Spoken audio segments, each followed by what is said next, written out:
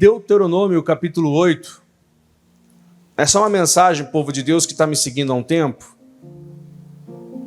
Não há um tempo pequeno, não. É um tempo de vida mesmo, sabe? Com Deus.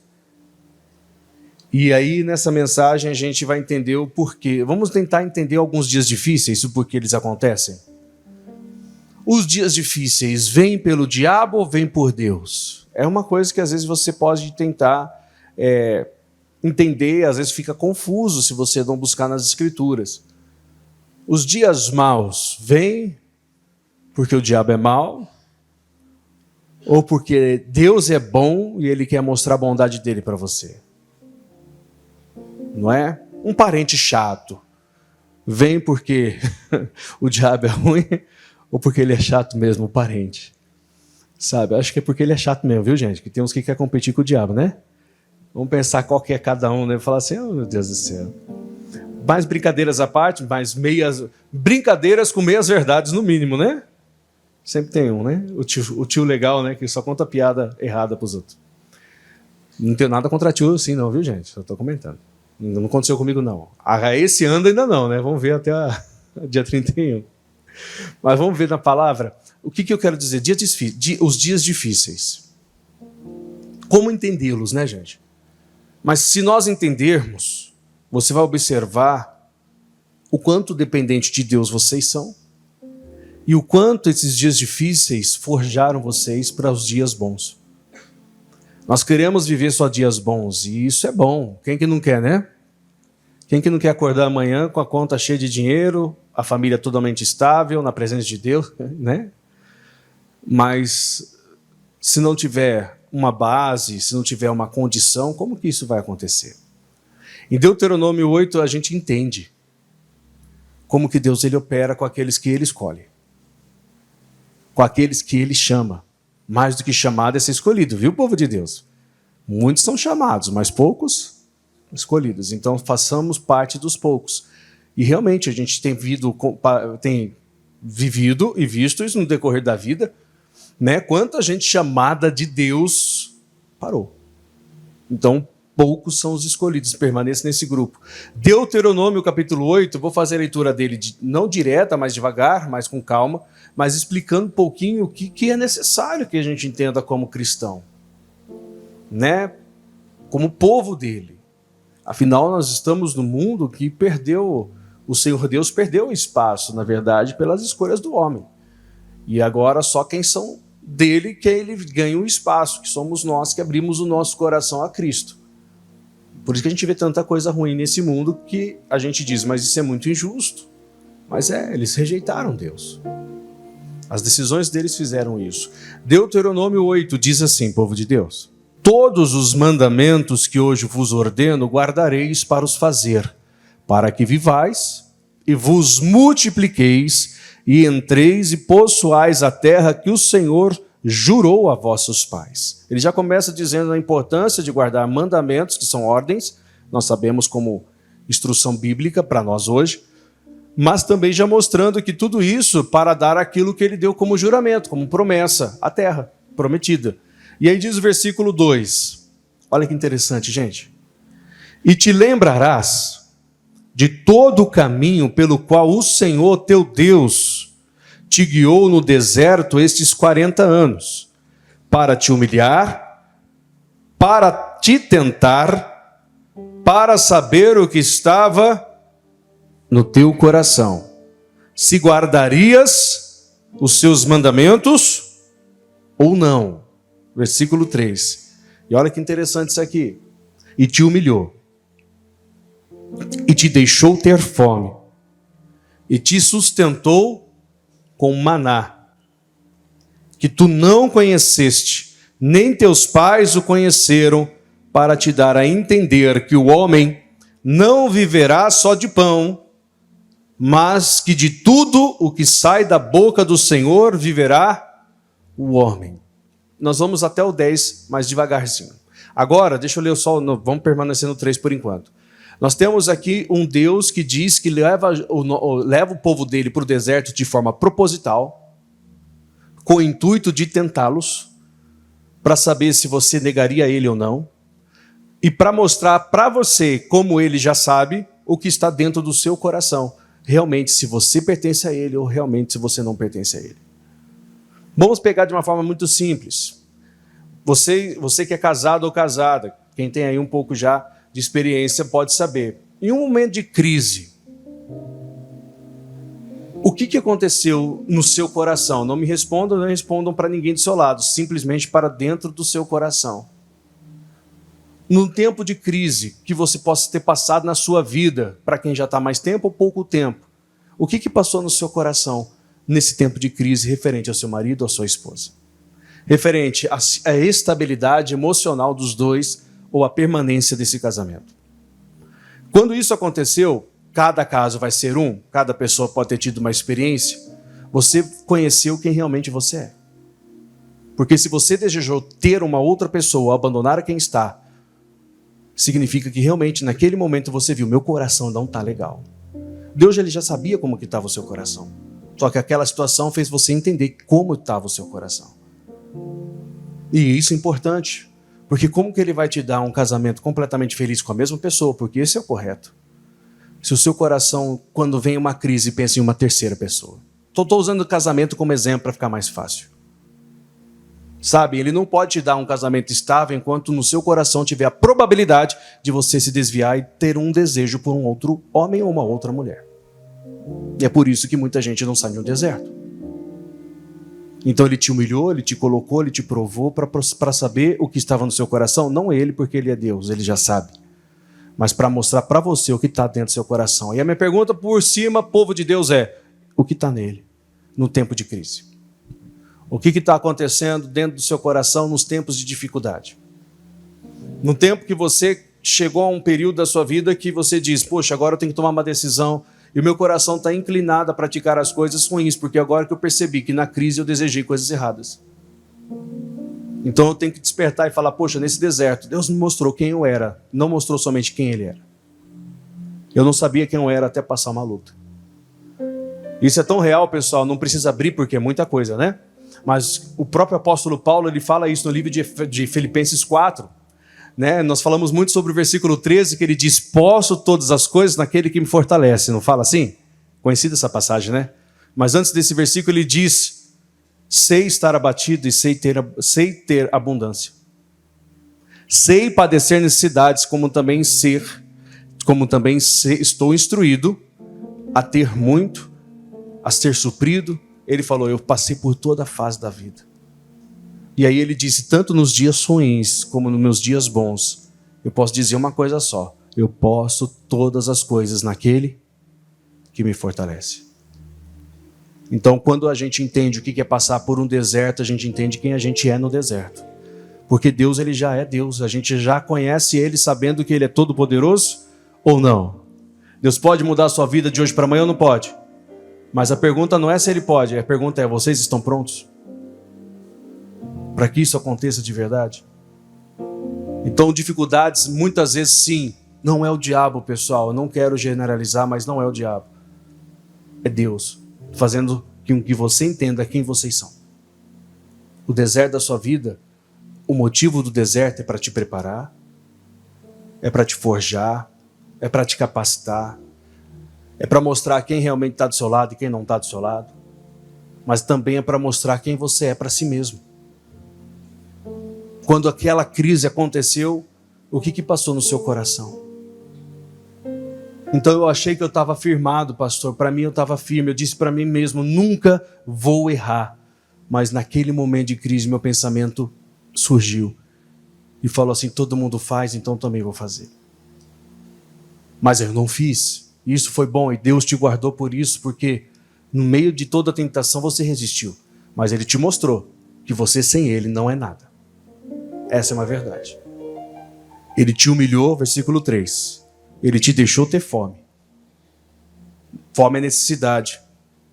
E te sustentou com maná. Ele te deu palavra para te sustentar. Esquece o lado físico. Ele te deu palavras para você não desistir. Ele te deu revelações para você não parar. Mostrou coisas para você sobre o futuro. E eu vi uma frase hoje, não sabia, e não foi sem querer que eu ouvi essa frase, mas todas as coisas cooperam por bem, né, gente? E eu ouvi essa frase hoje. Eu li essa frase, não ouvi, eu li. E aí quando eu li, faz todo sentido. Eu vou usar esse mesmo argumento.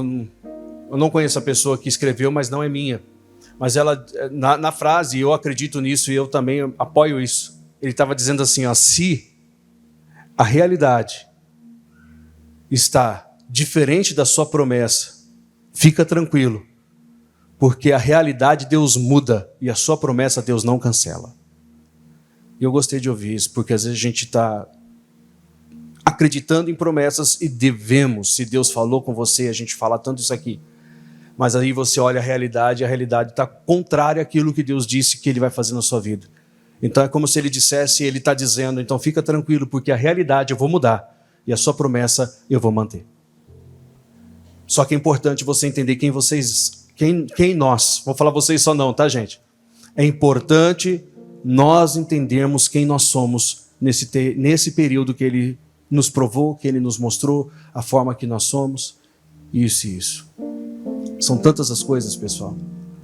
Eu acredito que cada um de nós já vimos tantas coisas, né? De pessoas dizendo, conta comigo, e quando você mais precisou, cadê essa pessoa?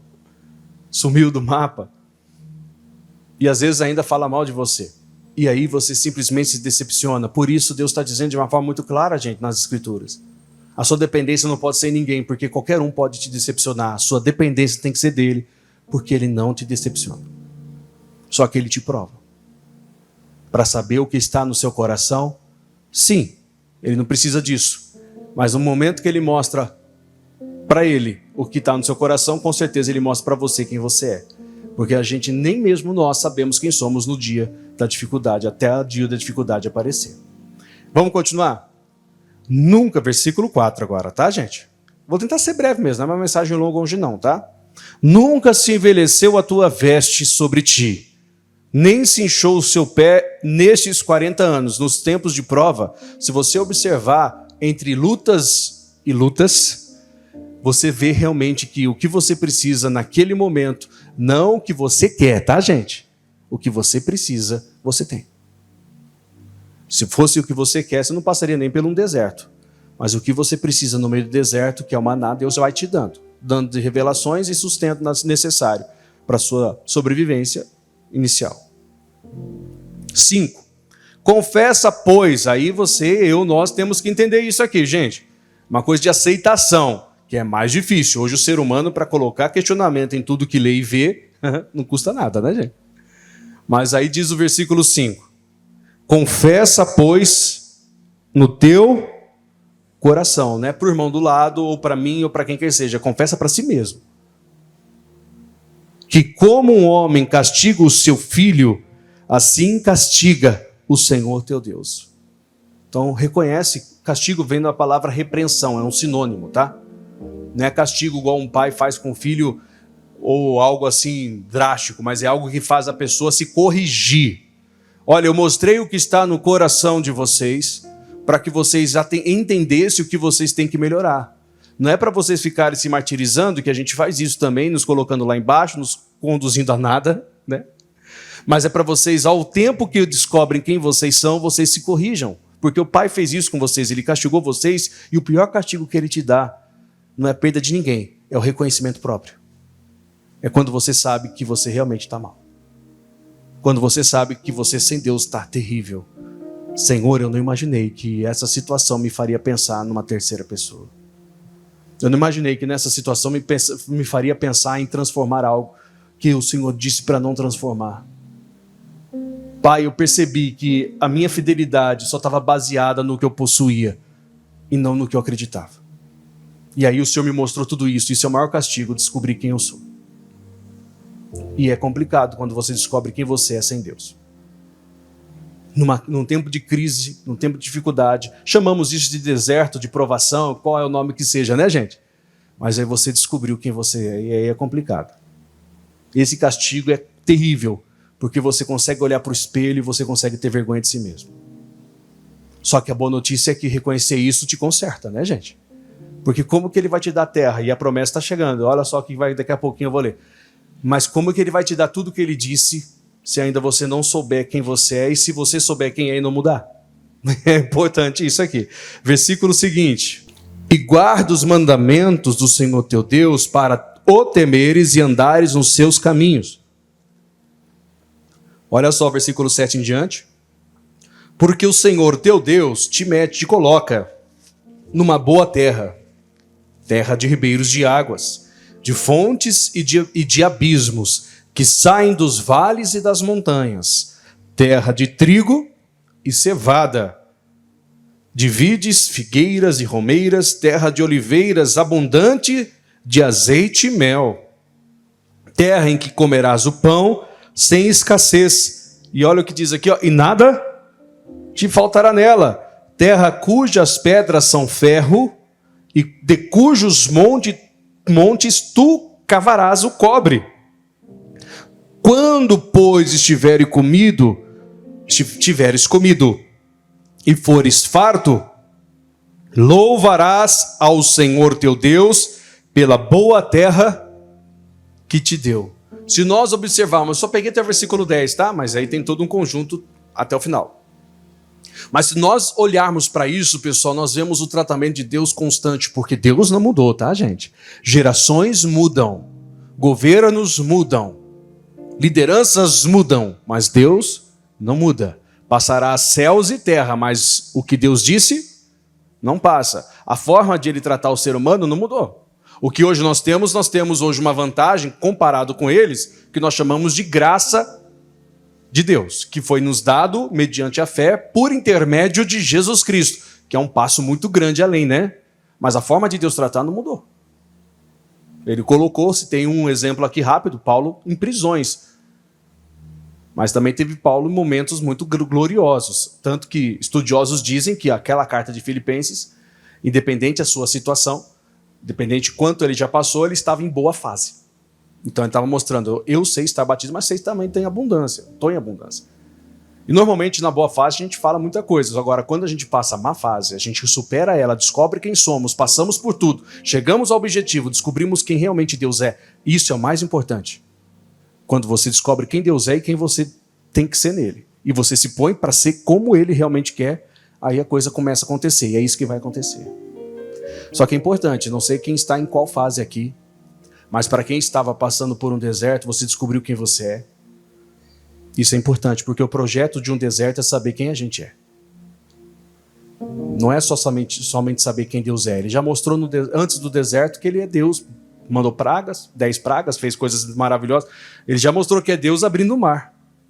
Isso seria já suficiente, né? Passar no meio do mar, o missionário até explicava que o mar ficava parecido como uma gelatina, né, que foi feito esse estudo, como que ficou parado ali. Então, passar, já todo mundo viu, poxa, Deus é poderoso. Todo mundo concorda que Deus é poderoso? Mas o deserto mostrou quanto que você é debilitado, quanto eu sou debilitado, quanto eu sou fraco, quanto eu dependo dele. Claro que aí o lado de me mostrar que somos fracos é mostrar que a nossa força não é nossa. Aí começa aquela dependência de falar, Deus, sem o Senhor, eu vou falhar. Sem o Senhor eu vou fazer coisa errada. No geral, não estou falando só em pecado, não. Eu vou tomar a decisão errada. Eu vou agir por conta própria. O deserto é para mostrar quem a gente é, gente. Porque quem já passou pelas águas já sabe quem Deus é. Você que já aceitou Jesus, você que já foi curado, né? Você que já nasceu, alguns hoje já estão, posso dizer, nascendo dentro do evangelho, como as minhas próprias filhas.